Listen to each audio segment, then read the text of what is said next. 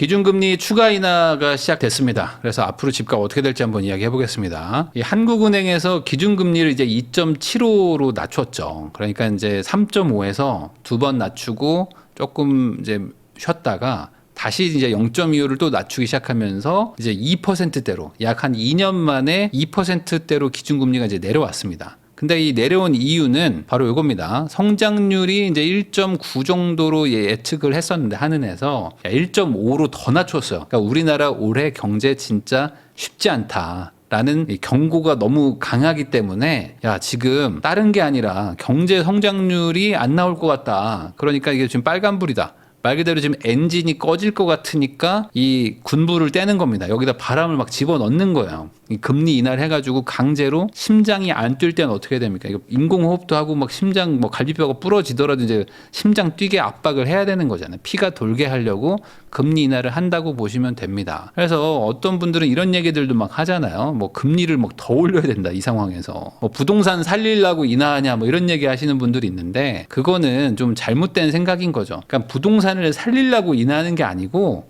옆에 지금 사람이 죽어가고 있는데 죽어가고 있는 사람을 우선 살려놓고 그 다음에 갈비뼈를 뭐 고치든지 하는 거죠. 그러니까 뭐가 더 중요한데 라는 걸 따져봤을 때 경제 성장률이 이제 꺾여가지고 완전 침체나 아니면 경제 위기로 빠져버리면 마이너스 성장을 하기 시작하면은 이제 그거를 살려내는 거는 훨씬 더 많은 사회 비용이 들기 때문에 우선은 부작용이 있더라도 돈을 집어넣겠다. 라고 하는 겁니다. 이게 소비자 물가가 안정됐다는 얘기하면은 뭔 안정됐냐고 뭐 시장 가보셨나요? 라고 하면서 막 댓글이 달리는데 물가 안정이라는 거는 과거로 가격이 돌아가는 게 아니고 물가 인상률이 낮아지는 걸 말하는 겁니다. 물가는 내려가지 않아요. 우리 연봉이 내려가지 않는 것처럼 물건의 가격은 계속 올라갑니다. 근데 그게 천천히 올라가냐 최근 2, 3년처럼 막 급등하느냐의 차이인 거죠. 김밥 천국 뭐 이런 데서 이제 김밥 한 줄 먹던 것도 예전엔 좀 부담 없었는데 요즘엔 막 부담된다고 하는 이유가 너무 단기간에 올라가지고 그런 거거든요. 이 물가 인상 목표가 2%인데 지금 그 이하로 내려갔던 게 꽤 오래됐습니다. 그래서 이때 이제 금리 인하도 하고 했었던 이유가 물가가 내려간다는 거는 이 엔진이 꺼져가는 거기 때문에 이 엔진 꺼질 때 불을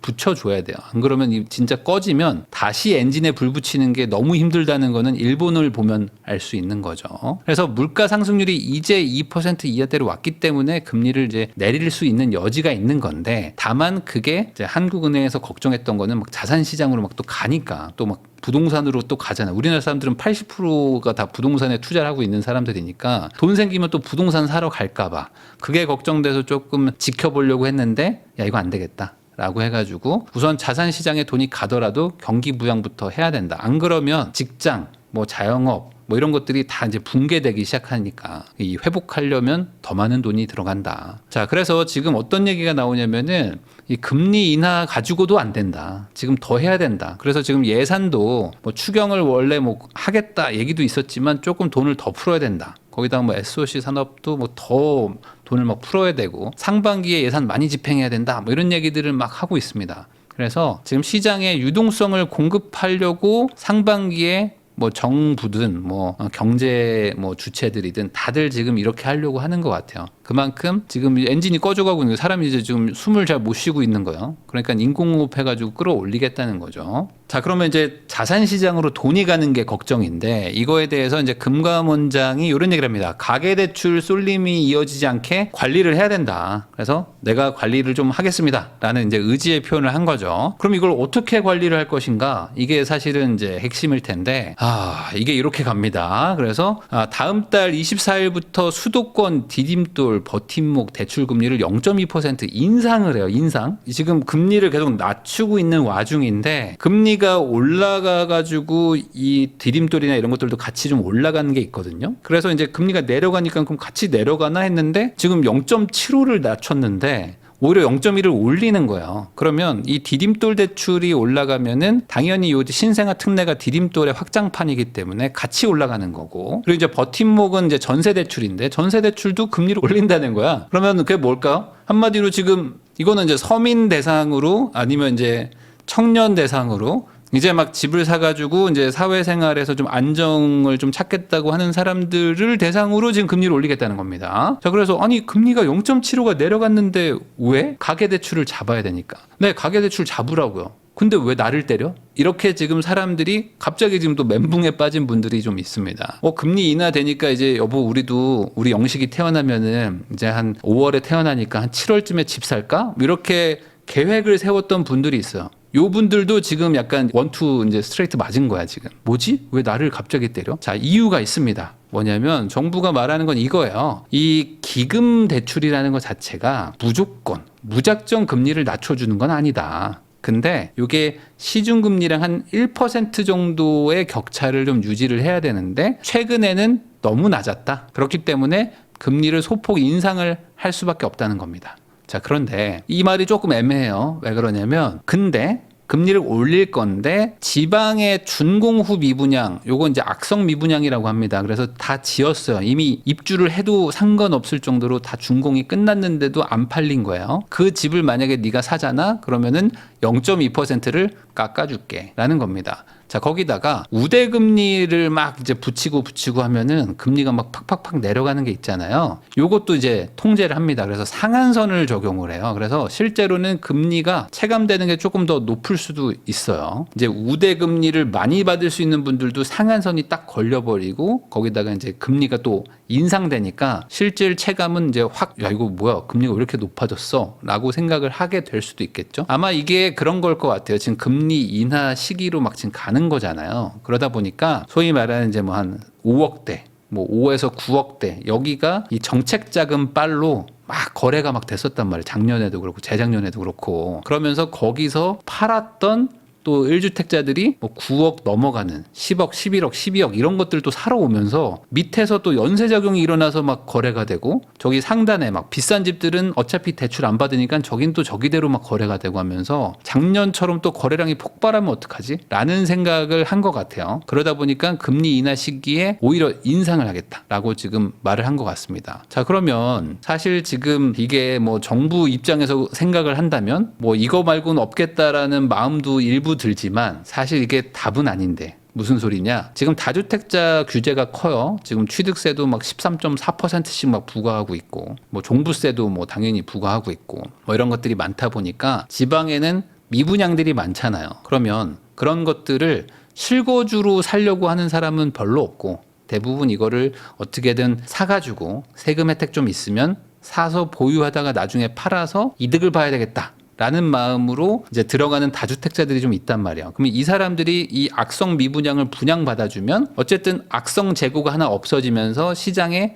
싼 전세 물건이 신축 아파트가 하나 나오는 이런 일타 쌍피 같은 개념의 효과가 나옵니다. 그러니까 건설사 입장에서는 그리고 이제 거기다 돈 빌려준 금융권 입장에서는 어쨌든 돈이 좀 여유가 있는 다주택자가 와가지고 이걸 딱 사주니까 이 혈이 좀 막혔던 게 풀리는 거고 그리고 건설사 입장에서는 다 지어놓고 그냥 빈집인데 누가 봐도 그냥 살아도 되는 집인데 그냥 잠궈놓고 있었던 공실을 어쨌든 이제 처리를 하는 거고 다주택자 입장에서 어차피 거기 살 일이 없으니까 전세를 줘야 되는 거고 그럼 전세를 주니까 그 지역에는 신규로 이제 전세 얻을 분들 입장에서는 또 여기 이제 들어가서 살면 되는 거니까 사실 이게 좋은 거거든요. 나쁠 건 아니에요. 그럼 누가 나쁘냐? 세금 걷는 사람은 좀 나쁘겠죠. 정부 입장에서는 이걸 깎아줘야 되고 이런 마음이 들겠죠. 아니 이것도 내가 좀 쏠쏠한데 라고 하면서 이제 버텨보려고 하는데 이게 안 팔린단 말이에요. 다주택 규제로 지금 꽉 막혀 있으니까. 그러니까 이걸 누구한테 팔지? 라고 딱 고민했겠죠? 근데 옆에 딱 보니까 무주택 애들이 있는 거예요. 저기 모닥불 옆에 이제 무주택자들이 딱 있어요. 자, 너네들 혹시 집 살래?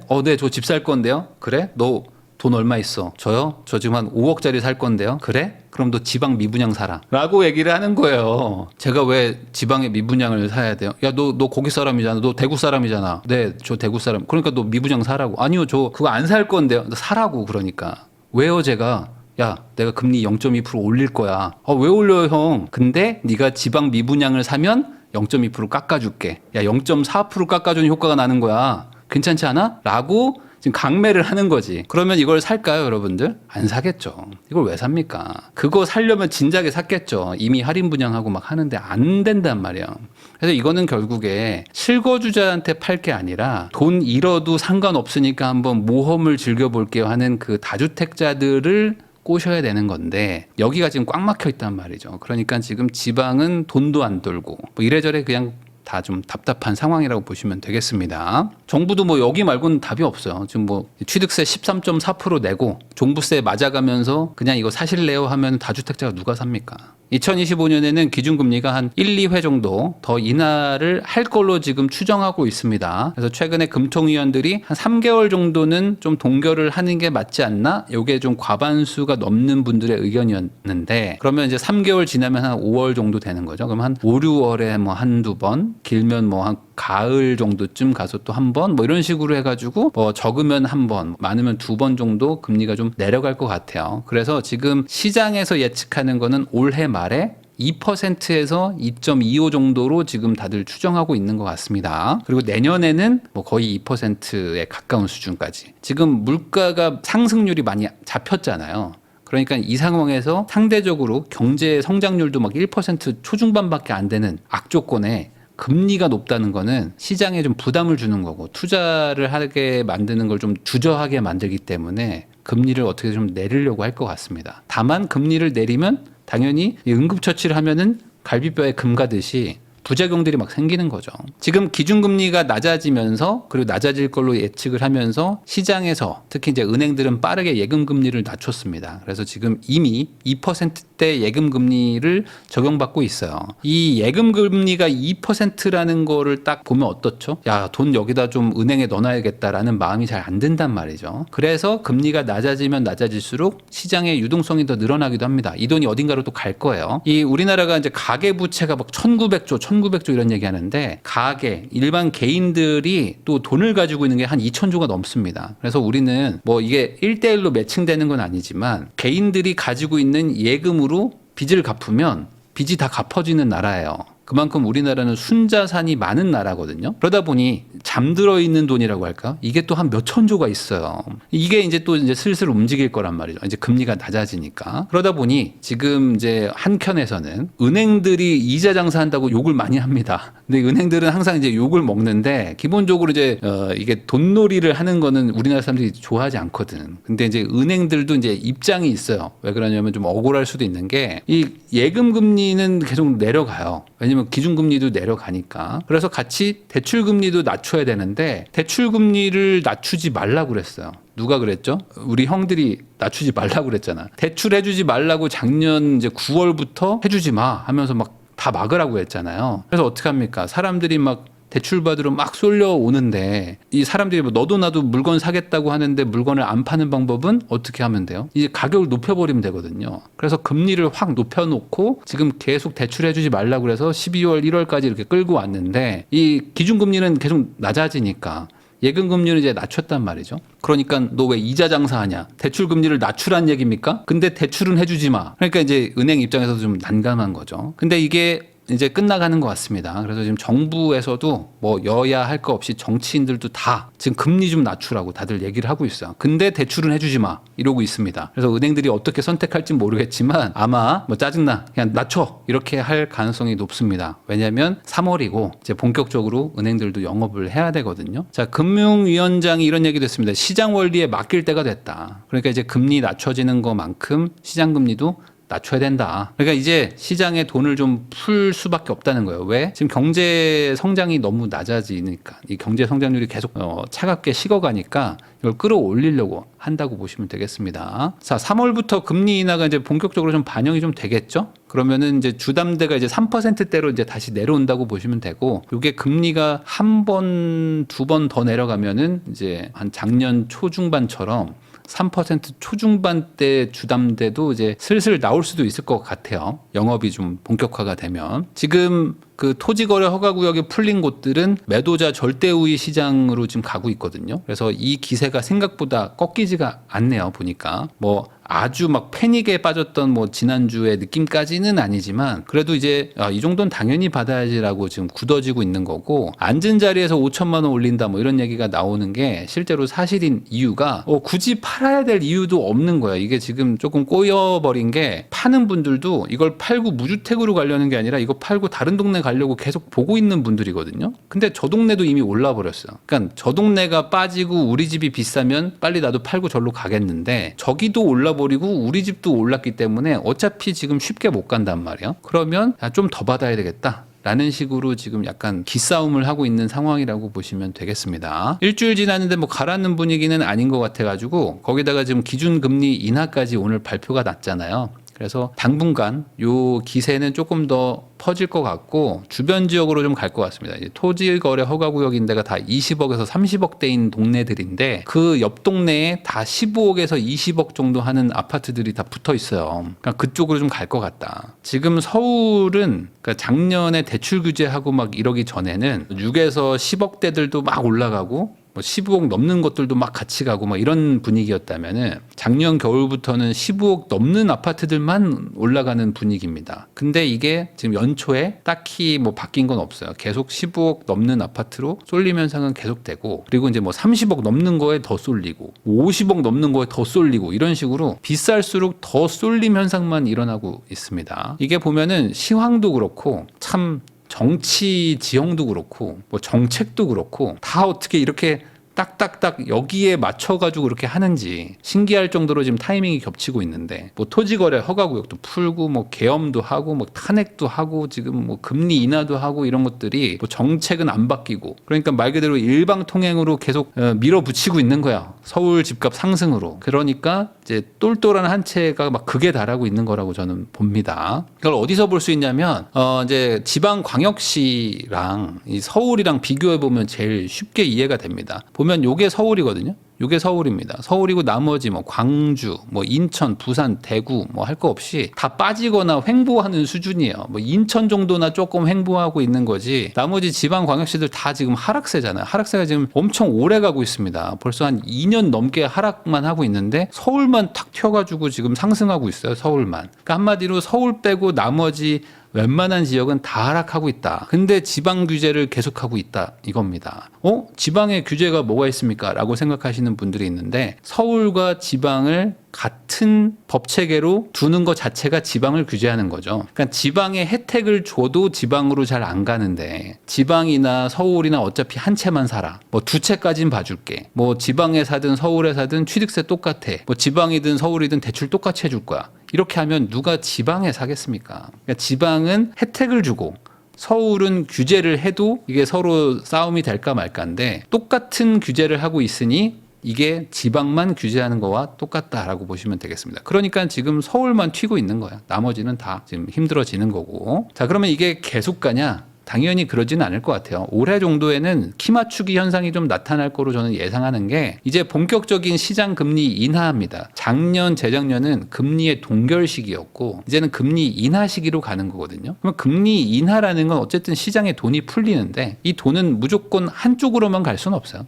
어떻게든 뭐 옆으로 막 퍼지기 마련입니다. 그러면 분명히 옆칸으로도 간다. 뭐 완전히 멀리 떨어진 데는 아니지만 옆칸 정도로는 갈 겁니다. 그래서 회복하고 전고점 돌파한 곳들이 있고 지금 아직 그만큼은 회복 못하고 조금 약간 횡보하고 있는 곳들도 있거든요. 근데 그 중에는 나름 지역에서 그래도 좀 괜찮다라고 하는 그런 단지라든지 지역들도 막 비실비실해요. 근데 서울의 막 비싼 동네들은 막 지금 전고점이 뭐예요. 그 예전에 저금리 시절 때보다 지금 더 비싸졌는데.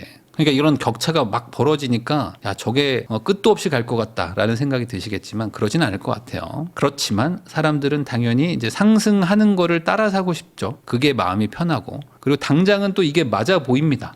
그래서 참 어려워요. 왜냐하면 지금이 고점입니다라고 말하기에는 모든 지금 우주의 기운이 다 서울의 집값을 올리는데 막 다 지금 어떻게 이렇게 타이밍이 맞나 몰라 이러고 있습니다. 정치권에서도 다 지금 서울 집값을 올리려고 아주 그냥 한마음 한뜻인 것 같아요. 그래서 이게 조금 더 갈 것 같은 느낌도 들어요. 그래서 이걸 사지 말라고 말하기도 참 뭐한 애매한 그런 상황이라고 보입니다. 이게 이렇게까지 쏠려야 되나 싶은 마음이 좀 들어요. 마지막으로 정리하면 서울 15억 초과 아파트의 쏠림 현상이 계속 되는데 여기서 뭐 대출이라도 좀 풀어주면 그러면 조금 덜할 수도 있을 것 같기도 하고요. 근데 그 정도만으로는 안 되고 좀 지방이든 어디든 좀 이렇게 열어줘야 되는데 하다못해 뭐 서울을 뭐 규제하면서 지방은 뭐 규제를 안 하든지 뭔가 그 이런 거 있잖아요. 그러니까 뭐 뭐랄까 대학생과 초등학생이 같은 룰로 싸울 수는 없는 거잖아요. 서울이 대학생이고 지방이 초등학생인데 초등학생한테 뭐 어떤 혜택을 줘야지 그나마 경기가 될 거 아닙니까? 근데 지금 혜택은커녕 뭐 있는 것도 뺏고 있으니 참 이렇게 지금 대학생한테 계속 점수를 몰아주고 있는 이 판이 언제까지 갈지 그거를 뭐 알 수는 없죠. 그러니까 이게 언제까지 더 갈지도 사실 예측하기가 쉽지 않는 판이다라고 보시면 될 것 같습니다.